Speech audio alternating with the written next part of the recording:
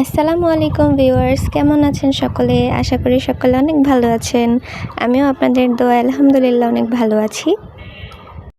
এই ভিডিওটি বানিয়েছি আরও আগে, তো এডিট করলাম, করে রেখে দিয়েছি, বাট ভয়েস ওভারটি দেওয়া হয়নি কারণ একটু ব্যস্ত ছিলাম। তো চলুন দেখা যাক কী করলাম আমি। তো ফার্স্ট অফ অল বাসা থেকে বের হয়ে তারপর একটি ভ্যানে করে চলে গেলাম কলেজের উদ্দেশ্যে। আসলে আমি এইচএসসি ক্যান্ডিডেট 2025। তো 26 তারিখে আমার এক্সাম, সবাই আমার জন্য দোয়া করবেন। তো আমাদের কলেজ থেকে আইসিটি প্র্যাকটিক্যাল করার জন্য বলেছে।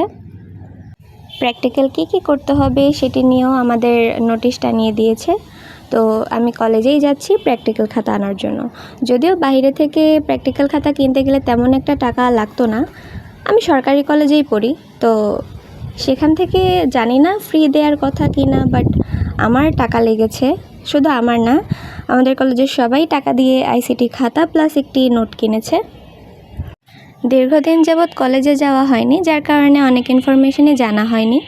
তো আমার একটি ফ্রেন্ডের মাধ্যমে জানতে পারলাম যে 150 টাকা নেবে আইসিটি প্র্যাকটিক্যাল খাতা, আমাদের কলেজের নাম দেওয়া আছে সেখানে। তো তাই 1000 টাকা নিয়ে চলে গেলাম যে প্র্যাকটিক্যাল খাতা আনবো প্লাস কিছু খাওয়া দাওয়া করে নেওয়া যাবে।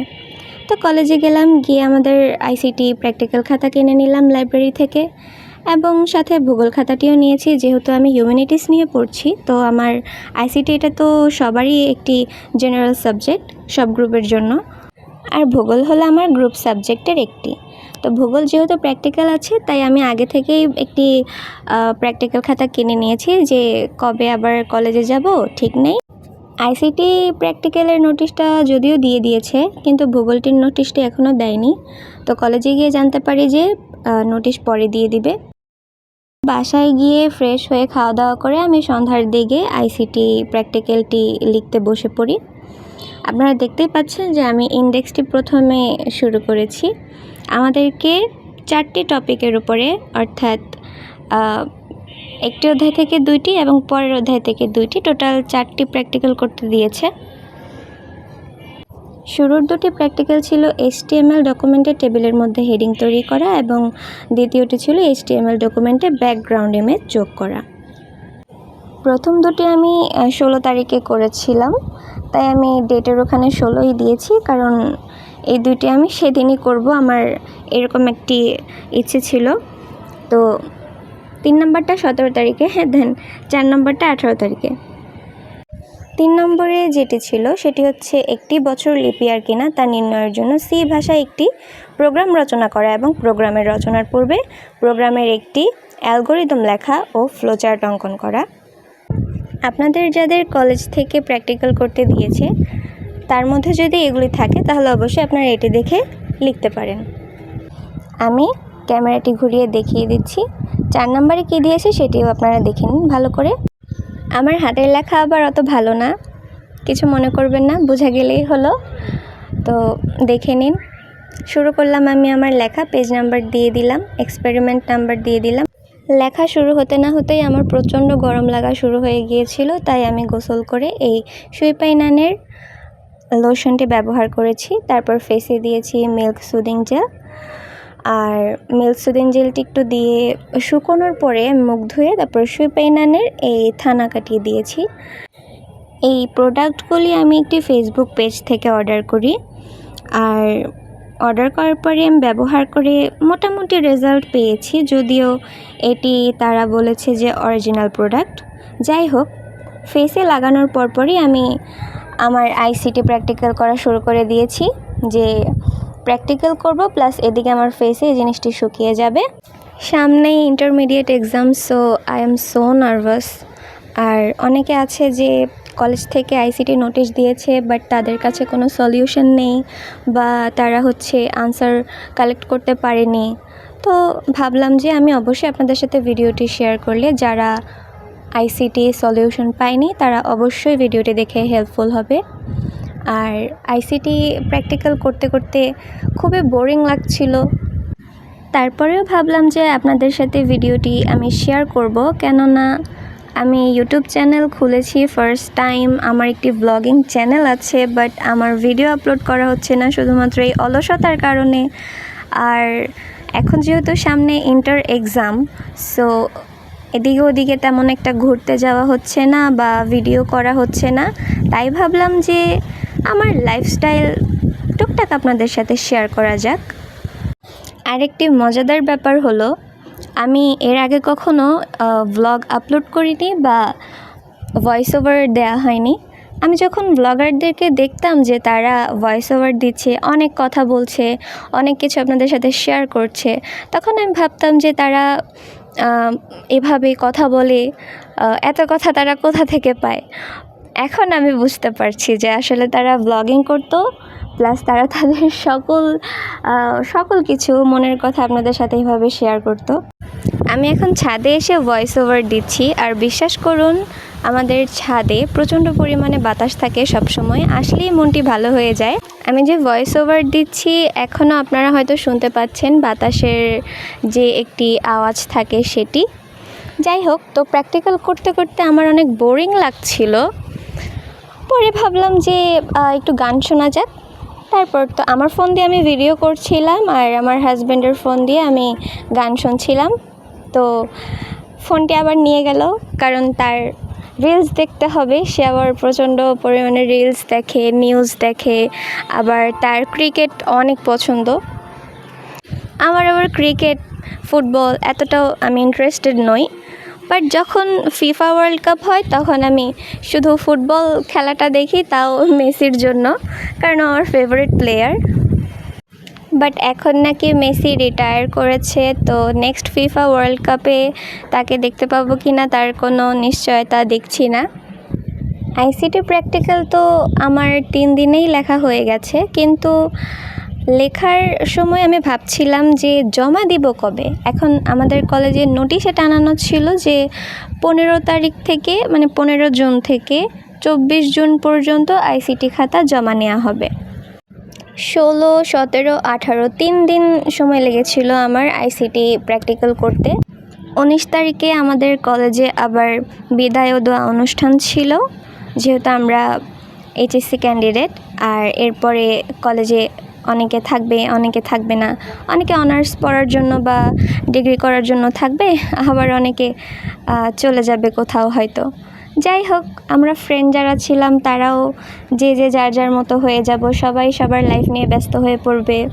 তবে পড়াশোনা চালিয়ে যাওয়া উচিত, সবারই উচিত শেষ পর্যন্ত পড়ালেখা করা। তাতে কেউ যদি জব করলো, না করলে নেই। শুধু জব করার উদ্দেশ্যে লেখাপড়া করাটা আসলে মানে ঠিক না, আমি যেটা মনে করি। কথা বলতে বলতে আমার আইসিটি প্র্যাকটিক্যাল করা হয়ে গেছে। আমি আইসিটি প্র্যাকটিক্যালের ছবিগুলো আপনাদেরকে দিয়ে দিচ্ছি। যারা ভিডিও দেখে পজ করে লিখতে পারেননি, তারা অবশ্যই ছবিগুলো পজ করে করে লিখে ফেলবেন। যাই হোক, তো আপনাদের সাথে যেটা শেয়ার করছিলাম যে আমাদের কলেজে 19 তারিখে দোয়া ও বিদায় অনুষ্ঠান ছিল। সেই অনুষ্ঠানে আমি যাই, প্র্যাকটিক্যাল খাতা নিয়েই যাই, কিন্তু সেদিন জমা নেয়নি, কারণ সেদিন অনেক স্যাররা ব্যস্ত ছিল আর স্টুডেন্টও অনেক ছিল, তাই সেদিন তারা জমা নেয়নি। তো সেদিনই বিদায় ও দোয়া অনুষ্ঠান শেষ করে আমাদের সবাইকে রোল নাম ডেকে ডেকে আমাদের অ্যাডমিট কার্ডটি দিয়ে দিচ্ছিল। রেজিস্ট্রেশন কার্ডটি আরও আগেই দিয়েছে। আর বিদায় ও দোয়া অনুষ্ঠানের দিন, মানে 19 তারিখের দিকে আর কি, আমাদেরকে অ্যাডমিট কার্ডটি দিয়ে দেয়। তো আইসিটি খাতা নিয়ে আমি আবার চলে যাচ্ছি কলেজের উদ্দেশ্যে, যেহেতু 24 তারিখের মধ্যেই খাতাটি জমা দেওয়ার কথা। তাই আমি 21 তারিখে মেবি না যেন 22 তারিখের দিকে কলেজে যাই। তো আমি আর ওই রোড দিয়ে যাইনি। আমাদের কলেজে যাওয়ার জন্য 2টি রোড আছে, সামনে একটি, পিছে একটি। তো আমি পিছের রোডটি দিয়ে যাই। সিঁড়ি দিয়ে উঠতে উঠতে একটি ছাগলের সাথে দেখা হয়ে গেল, ব্ল্যাক ছাগল। তো ভয়ে ভয়ে যাচ্ছিলাম, কারণ এটির ছোট ছোট শিং ছিল। যাই হোক, আমি এখানে একটি সিঁড়ি বেয়ে উঠছি। এটি আসলে আমাদের বাসার সামনের রেলওয়ে স্টেশন। অনেক সুন্দর করে করেছে। আর গাইস, কী বলবো, সেদিন ওয়েদারটা এত সুন্দর ছিল, মানে আকাশটা এতটাই সুন্দর ছিল যে উপর দিয়ে যাচ্ছিলাম, সামনে ছিল কালো ঘন মেঘ, আকাশে মানে পরিপূর্ণ ছিল। আর এ পাশের আকাশটি দেখেন অনেক পরিষ্কার ছিল। এই রেল লাইনের উপর দিয়ে যাওয়ার আরও একটি কারণ হলো এখানে একটি খাল রয়েছে।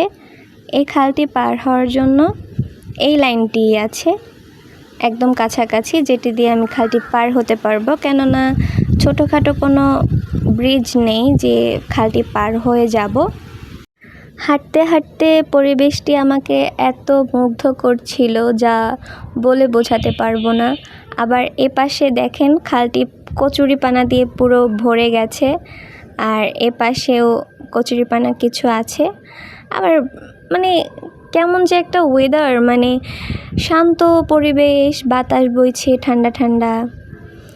তো কিছুক্ষণ দাঁড়ালাম, দাঁড়িয়ে ভিডিও করে নিলাম আপনাদের সাথে শেয়ার করার জন্য। আর আকাশের কথা কি আর বলবো, আকাশ তো এখনও, আমি ছাদে বসে ভয়েস ওভার দিচ্ছি, এখনও আকাশটি অনেক সুন্দর লাগছে। আমার আকাশ খুবই পছন্দ, কেননা আমি বেশিরভাগ সময় বাসায় থাকি, খোলামেলা পরিবেশে তেমন একটা বের হওয়া হয় না, আকাশ দেখা হয় না। আই লাভ নেচার, আমার প্রকৃতি অনেক ভালো লাগে। এখন যেহেতু সামনে পরীক্ষা, তাই পড়াশোনা করতে হবে, বেশি একটা ঘুরে বেড়ালে চলবে না। আর দুই সাইডে মানুষ জামা কাপড় নেড়ে দিয়েছে, এত সুন্দর একটি জায়গায় যদি এই কাজটি করে তাহলে কি ভালো লাগে বলেন? দেখতে কতটা বাজে লাগছে, অথচ কাপড়গুলো না থাকলে কিন্তু জায়গাটা অনেক সুন্দর লাগতো। মানে কি আর বলবো, কাপড় চোপড় শুকা দেওয়ার জন্য নিচে বা তাদের বাসার সামনে বা পাশে কোথাও একটা বাঁশ নেড়ে দিয়েও তো তারা কাপড়টি দিতে পারতো।